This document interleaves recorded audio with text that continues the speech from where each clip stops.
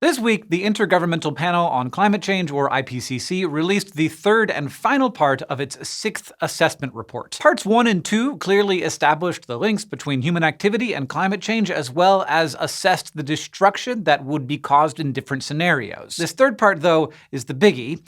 It is what we can do to fix it. The report itself is huge, but the message is clear. Fossil fuel usage must peak before 2025 and must be halved by 2030 to give us a shot at limiting warming to 1.5 degrees Celsius above pre-industrial levels. That's about 30 months to secure a, stable future for the humans of this planet. And that sounds a bit terrifying, I know, but this report did not just give us a timer, it gave us a roadmap. So, let's get into the details. 278 authors from 65 countries drafted this report on recent trends in greenhouse gas emissions, as well as technology and government policies worldwide to assess whether it is enough to meet our global goal to limit warming to 1.5 degrees. After analysis, the authors found that current country policies fell short of CO2 reductions needed to limit to 1.5 degrees by 14 to 23 gigatons, which is just under half the amount of CO2 we produced in 2019.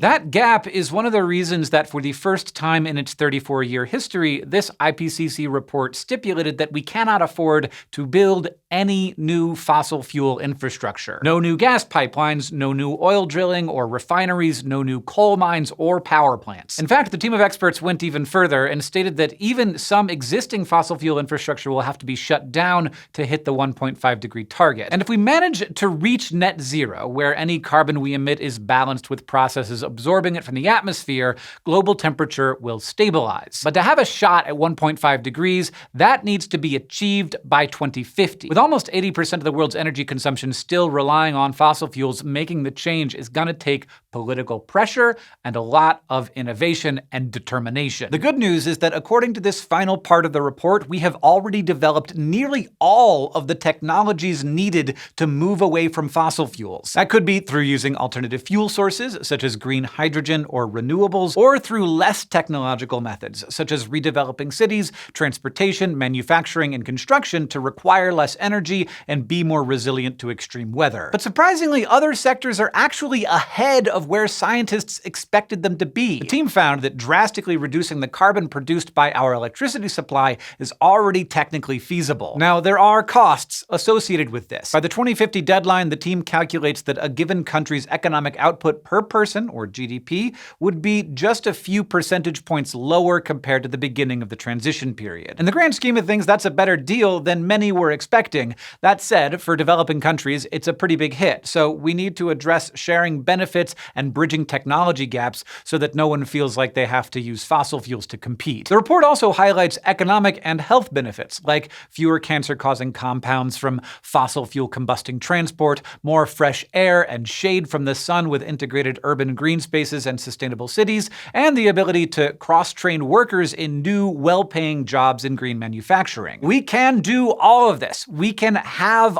all of it. And the report lays out a lot of detail on how we can get there, but the main takeaways are that we have to ensure deep reductions in fossil fuel usage over the next decade, electrify cars, homes, appliances, and more, improve energy efficiency, and rapidly switch to alternative fuels. It also states that we are going to need to remove greenhouse gases from the atmosphere. This will be in the form of planting, repairing, and protecting natural carbon sinks like forests that not only suck up carbon dioxide, but can also provide a cooling effect for areas around them. And of course, there's mention of carbon capture. It works by capturing atmospheric CO2 and storing it, and while it's no silver bullet, it's likely to be an important tool if we can deploy it at scale. The team emphasizes that having some plans for carbon capture does not mean that we can continue to use fossil fuels as we have and just fix it later. The problem is, according to the report, certain governments and business interests want to do just that, or at least say they're going to do just that and hope that it works. Unsurprisingly, fossil fuel companies continue to lobby against these climate policies for their own financial gain. Such is the impact of this issue that the UN Secretary General Antonio Guterres issued a statement alongside this IPCC report's publication. In it, he urged people to hold their leaders accountable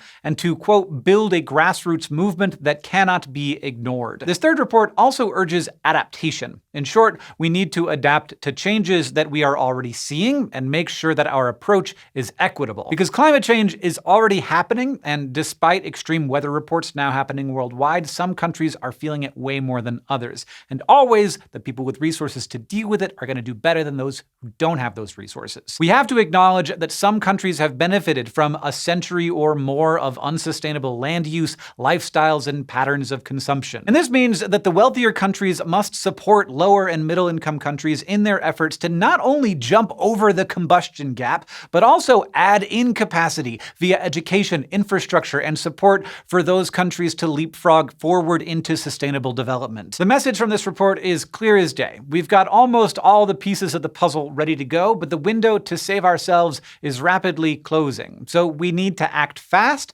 and act equitably. No one action will be a silver bullet to stop climate change dead in its tracks. We need everything that we have in our arsenal deployed together to fix this. Where we go from here depends largely on what we are willing to fight for. With this report, the road onwards is mapped in full. We have the tech, we can do this. We just need to force our governments and companies into action. Thanks for watching this episode of SciShow. We have made thousands of educational videos over the years, and we've been able to offer them for free because of our patrons on Patreon. So to all of our patrons, thank you for what you do to make SciShow happen. If you are not a patron and you want to learn more about what that might mean, you can go to patreon.com/SciShow. We sure would appreciate it.